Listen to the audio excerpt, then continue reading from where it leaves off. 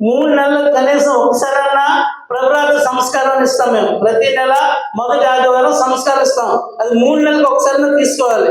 So called leaders ఇప్పుడు ఎవరైతే press meet పెట్టి చెప్పారో అందులో వాళ్ళు చాలా మంది ఇంచుమించు ఒక 80% మెంబర్స్ చర్చికి రావడం మానేసి గొడవలు చేస్తూ ఈ యొక్క కార్యక్రమాన్ని ప్రతి ఆదివారం గొడవలు చేస్తూ అడ్డుకోవడం జరిగింది.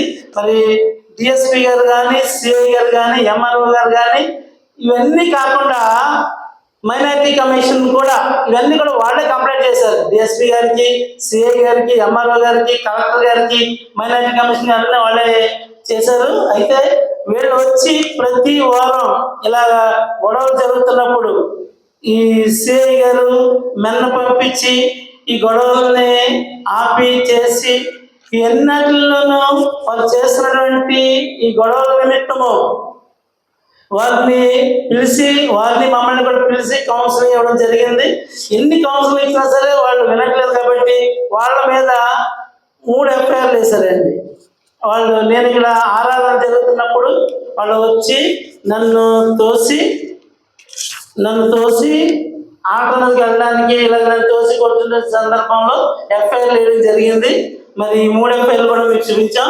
ఇవన్నీ మీరు గమనించి ఏది కరెక్ట్ అన్నది, ఏది న్యాయం అన్నది పత్రికా మిత్రులు మీరందరూ దాన్ని గమనించి మరి మీరు ఇది రాయాలని చెప్పి నేను ప్రేమతో కోరుతున్నాను. ఇవన్నీ కూడా వాస్తవాలు జరిగినటువంటి సందర్భాలు. ఇప్పుడు ఈ రోజున ఎంఆర్ఓ గారు మా అందరికీ కూడా నోటీసులు ఇవ్వడం జరిగింది. చర్చిలోకి వచ్చి అల్లరి చేసినప్పుడు ఏదైనా చర్చిలోకి వచ్చి గొడవ చేస్తే 2 లక్షల రూపాయలు పెనాల్టీ అని చెప్పి మా 2 పార్టీ వారికి కూడా నోటీసులు సర్వ్ చేయడం జరిగింది. వారు వచ్చి చర్చిలో ఉన్నటువంటి శాంతియుతమైనటువంటి వాతావరణాన్ని డిస్టర్బ్ చేస్తున్నారు. అలాగని మాకు మా సంఘంలో ఉన్నటువంటి సంఘస్థులు అందరూ కలిసి మొన్నటి ఆదివారం ఆరాధన దేవుని నామ మహిమార్థమై ఘనంగా జరిగింది. అందరూ కూడా అందులో పాల్గొన్నారు. సంఘంలో పవిత్రతను వారు డిస్టర్బ్ చేస్తూ దేవుని సన్నిధికి రాకుండా వారు చేసినటువంటి ఈ అల్లర్లను బట్టి మీరు పత్రికా మీడియా వారు అందరికీ చూపించినటువంటి ఈ ఫోటోలను బట్టి, ఈ ఆర్డర్స్ని బట్టి మీరందరూ కూడా దీన్ని ఆలోచన చేసి రాయాలని చెప్పి నేను మీకు ప్రేమతో మనం చేస్తున్నాను. మరి జరిగినటువంటి పరిస్థితుల్లో వారు ఇంకా కొన్ని ఎలిగేషన్లు చేశారు.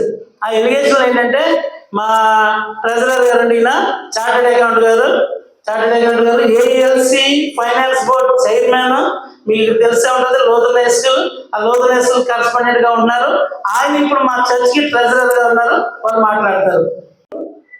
ఆమె యొక్క విడోకి అంటే కుటుంబానికి 7 లక్షల రూపాయలు ఇవ్వాలని ఇక్కడ మనకి తీర్మానం చేశారు. అంటే సంఘస్థులు అందరూ తీర్మానం చేశారు. దాని నిమిత్తమే మా యొక్క బ్యాంక్ అకౌంట్లో చెక్స్ చేయటం కోసం నన్ను ట్రెజరర్గా ఎలక్ట్ చేసుకోవడం జరిగింది. ఎడ్హాక్ కమిటీ ద్వారా పిసిసి లేదు, మోడరేటర్ బిషప్ గారు ఏర్పాటు చేయబడిన ఎడ్హాక్ కమిటీ ద్వారా నేను ట్రెజరర్గా ఎలక్ట్ చేయబడ్డాను. వారి యొక్క ప్రధానమైన ఎలిగేషన్ మొన్న నేను వినగా ఆశ్చర్యపోయాను. అది ఏంటంటే 80 లక్షల రూపాయలు ఇక్కడ అన్యాక్రాంతమైంది లేదా దుర్వినియోగం అయింది అన్న ఒక మాట చెప్పాను. నేను గత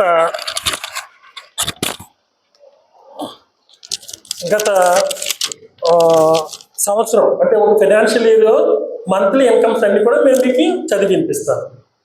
మార్చ్ 2023 3,23,595, ఏప్రిల్ 4,50,972, ఫిబ్రవరి 3,10,880, మార్చ్ 4,71,044. ఇది గత సంవత్సరం యొక్క మంత్లీ ఇన్కమ్స్ అండి. మాకు ఈ చర్చిలో అకౌంటింగ్ సిస్టమ్ లేదా ఫైనాన్షియల్ ట్రాన్సాక్షన్స్ ఎలా జరుగుతాయంటే మాకు ప్రతి నెల ప్రతి వారం కూడా కానుకలు సేకరించబడతాయి. దాంట్లో 2 రకాల కానుకలు ఉంటాయి. కృతజ్ఞత కానుకలు అని, థ్యాంక్స్ గివింగ్ ఆఫరింగ్ అని ముందుకొచ్చి కవర్స్లో వేస్తారు. మరియు ప్లేట్ ఆఫరింగ్ అంటే సంఘ కానుకలని అందరూ జనరల్గా వేస్తారు. ఈ 2 కానుకలు కూడా మేము ఈ బుక్స్లో మేము రికార్డ్ చేస్తాం. చర్చ అయిపోయిన వెంటనే ఎడ్హాక్ కమిటీ వారు వాటిని లెక్కించి అందరి ఎదురుకుండా కూడా వాటిని రాసి సంతకాలు పెట్టి అంటే మేము ఒక కాపీ ఏమో కార్బన్ కాపీ పెట్టి చేస్తామండి.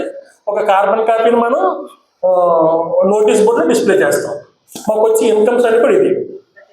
దీన్ని బట్టి మనం యావరేజ్ చేస్తే యావరేజ్ ఇన్కమ్ ఒక మంత్కి మాకు చర్చ్కి 3,69,000 రూపాయలు వస్తుంది.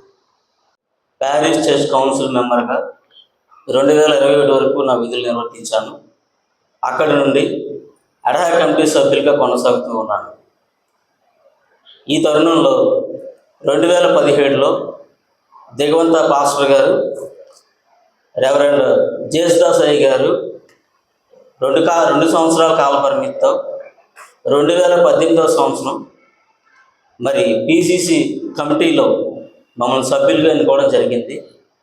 నా ముందున్నటువంటి మరి దేవ యాషవ్ అనే వ్యక్తి ట్రెజరర్గా పనిచేసి 2017 నుంచి 2021 వరకు మరి ఆయన నిధులు నిర్వర్తించి మరి సంఘానికి కానీ సెమిట్ రిపోర్టుకి కానీ మరి ఎటువంటి లెక్కలు అప్పచెప్పకుండా మరి ఆ యొక్క గ్రౌండ్లో ఎంతో పురాతనమైన దాదాపు 80 సంవత్సరాలు చరిత్ర కలిగినటువంటి ఆ యొక్క బరిల్ గ్రౌండ్లో ఎంతో మరి పురాతనమైనటువంటి వేప చెట్లు ఉండేవి.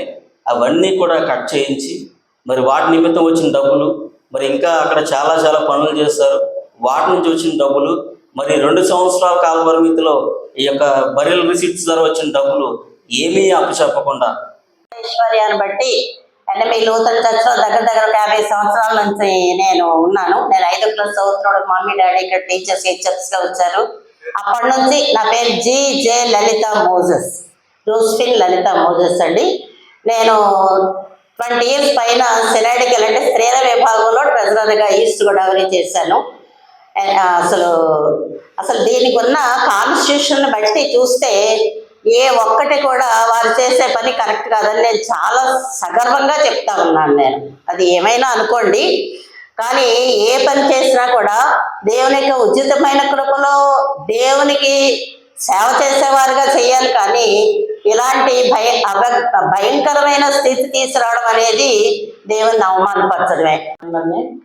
అది పాస్టర్ గారు మాకు కష్టంలో వచ్చి ఒక 9 సంవత్సరాల శాలరీ తీసుకోకుండా చేశారండి.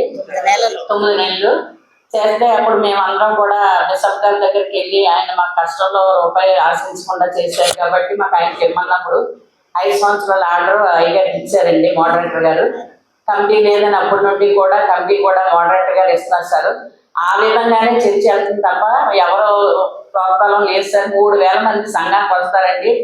నిజంగా గురపకిరణ్ గారు ఈ ఊరు వాడు, ఈ పేటవాడు, మా ఇంటి పక్కవాడే. అలాంటప్పుడు ఆయన నిజమైన ఆర్డర్, కరెక్ట్ అయిన ఆర్డర్ అయితే మేమే తీసుకొచ్చి కూర్చోబెట్టాం సార్. అతను కరెక్ట్ ఆర్డర్తో రాలేదండి.